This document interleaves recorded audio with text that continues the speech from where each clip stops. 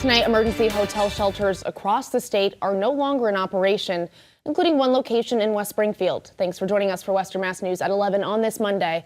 I'm Amanda Martin-Ryan. Western Mass News reporter Addie Patterson joins us live in studio after speaking with West Springfield's mayor about how the closure will impact the community. Addie. That's right, Amanda. As of today, the emergency shelter program has officially ended across the state. It comes a month after the Healy administration announced plans to close all hotel shelters by the end of this summer. That's half a year earlier than originally anticipated.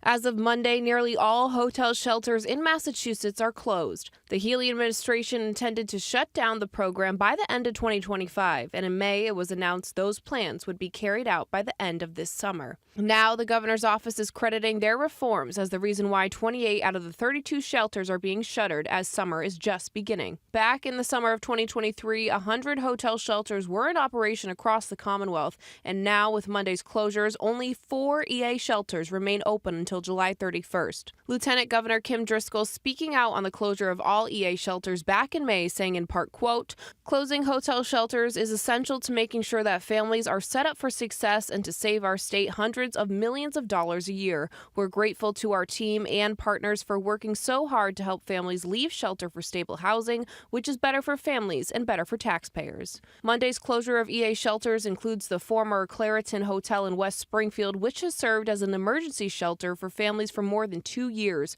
Western Mass News spoke with West Springfield Mayor William Reichelt. He tells us at its peak, the shelter had nearly 100 families living there, causing some logistical issues for the city. The biggest struggle is on the town side is for the schools to take in all the students that, when this first started, they had a bus full of students of 30 students that just showed up at Coburn School. Mayor Reichelt tells us families have been moved out of the shelter since the first week of June, with residents moving into permanent or semi-permanent housing. Now, with the goal fulfilled of finding these families stable housing, the old shelter space is already undergoing renovations, with the boutique hotel opening up in the back and potential retail shops being added down the road. It is a large site, and I think once redeveloped will be a huge asset onto Fort Riverdale Road.